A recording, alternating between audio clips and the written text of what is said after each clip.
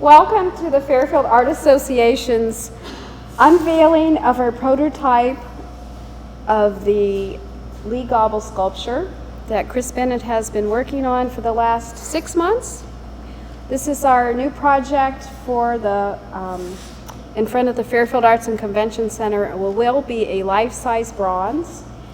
And so you spend all this time, and we have photographs in the back you can look at later of him working on this piece, and we're ready to unveil it for Fairfield. Maybe, I hope you don't make it fall off. Don't want to do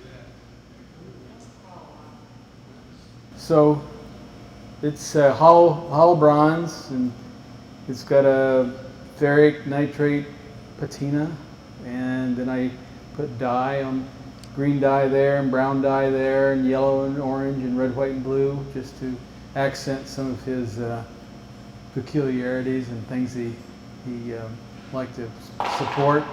He's got silver candy kisses in his hands. You can see that patina later. He's got his telephone, his black telephone in his pocket that he used to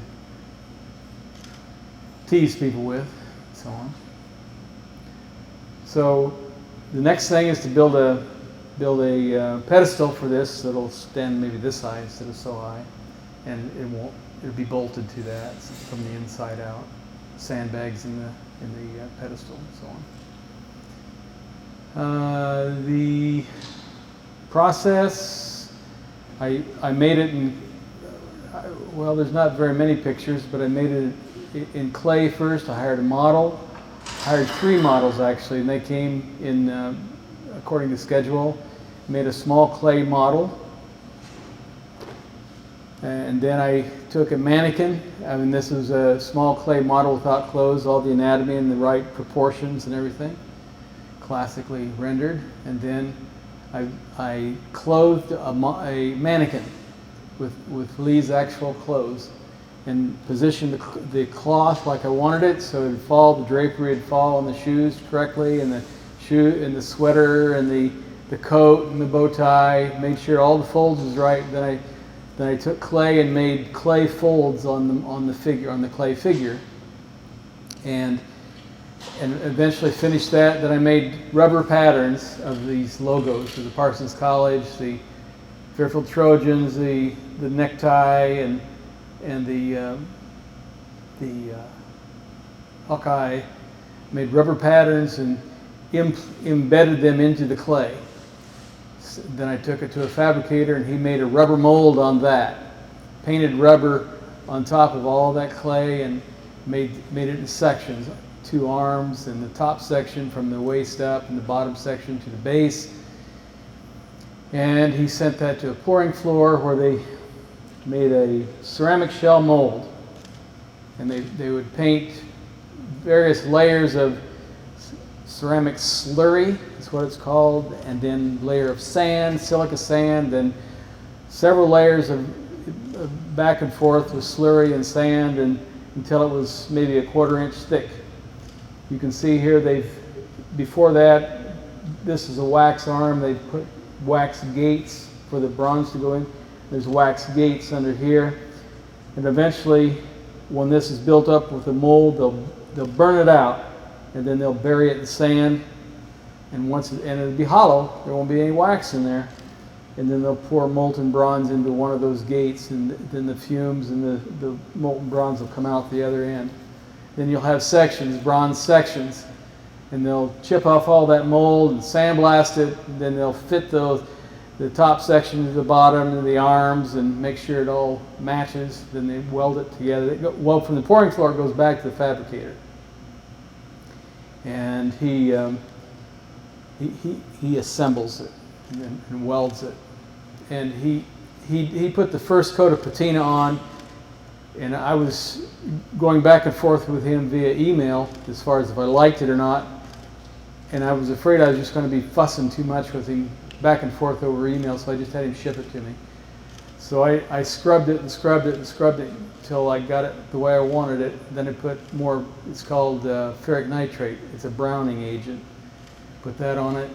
So there's what you call roll. It goes from the highlights to the dark. And that's the roll of the patina. Then I put the dies on. Then I lacquered the whole thing. In the meantime, the same mold that they made the wax copy, they've made a foam copy. The foam copy is 24 inches, same size as this, and 2 arms. And then that was sent to Idaho. This was sent to my clay piece. I took it or sent it. I can't remember. I think I took it to Golden, Colorado. But the foam copy was sent to Idaho, where they do a CNC scan of the whole piece. And then in the computer they enlarge it to life size. And I wondered him, since he'll be outside in open space, I wanted him a little bit bigger than life. So I wanted it to be about 6 foot. So I asked him to make it 6'3½", because by the time you make wax in the mold, again, in the various sections, that wax shrinks from liquid to solid. And then you do the same thing with the mold on the wax, the molten bronze shrinks liquid to solid. And if I figured my math right, it'll shrink down to 6 foot, a 1/4 inch a foot. So that's the way my thinking. So I got a note today. They've gotten all their coordinates ready at the enlarger, and the foam will be a life-size foam sculpture with a steel armature in it, and it'll come back here around, I hope by sometime the second week in September. I hope sooner. And then I'll mount that on a turntable and assemble all the arms and so on. Then I'll put a layer of wax clay on that and refinish it, and refinish what I didn't like. If there's something I didn't like about this or I missed, I'll get to do it again in the life and redo it that way. The head and the hands will be shipped to Ken Rowe, who will, another artist who will do his work on that, his interpretation of Lee Gobble, the face and hands and so on. They'll come back, and then I'll assemble the whole piece and be ready to take to Colorado again. And this process will start all over again with the life-size piece in sections. There'll be more sections this time because it's a bigger piece, but it'll be assembled in the same way. And then I will patina it the same way, and then with the same nitrates, then dyes and lacquers and so on.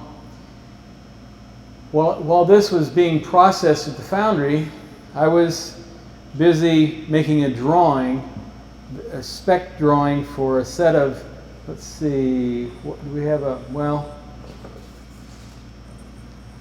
Maybe we can.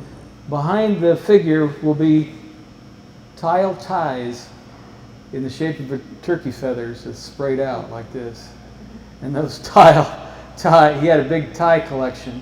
So I was making the specification drawings for how they'll be the actual size of ties, about 4 inches wide at the widest part, and taper down to about 3 3/4, and about 11 inches long. And there'll just be a spray of about 16 ties that go around like this behind the figure. And in ceramic, the figure will stand about this tall. Susan said counter height, and I said, whose counter? And she said, and I asked, your counter or somebody else's counter? And I think somebody else's counter, a little bit higher, about like that. And that's where the figure will start, because you're looking at it from all directions. You want some height, and then the ties will be, and then the cement base will come up behind it, and then I'll have the white cement around it, and then those tiles will be tile ties will be glued and cemented, grouted to that.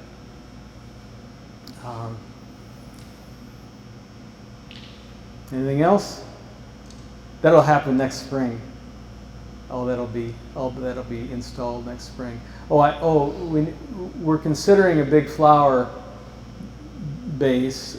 It'd be nice if it was a perimeter of stone. We have a site out there that's about 13 by 7. It'd be nice to have a perimeter of stone, but we may end up only with flowers. But at least a 12-foot section. Then he would probably stand Oh, probably 8 or 10 feet to the top of his head, so you'd have a big pyramid shape like this with a flower bed and him and so on. That's the idea. Big pyramid in space, because you got a lot of space to fill up.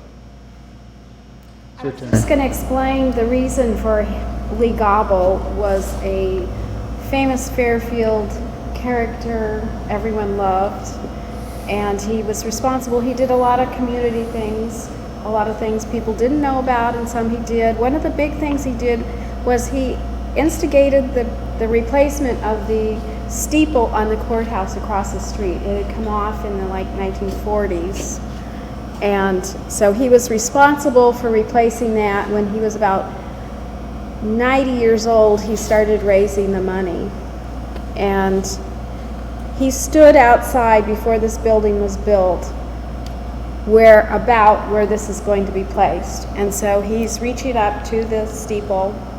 He's presenting it. He's presenting it. Yeah. Of one of the many things he did to promote Fairfield. Yes. And we're calling this Mr. Fairfield sculpture. Yeah. This is a calling card here. It's calling card size, and it says, "This turkey ain't done yet, GGG." And you'll be able to read that in the life-size piece as well. He did a lot of play off of his name, Gobble and family, and they had a clothing store here in town, and it was started in Abington, but it was about over 100 years in operation from the family. So His grandfather started it. There's a lot of history with Lee Gobble, and we're excited to have this for our community as a lasting tribute to him and to all that he represented and the art in Fairfield. Thank you very much for coming.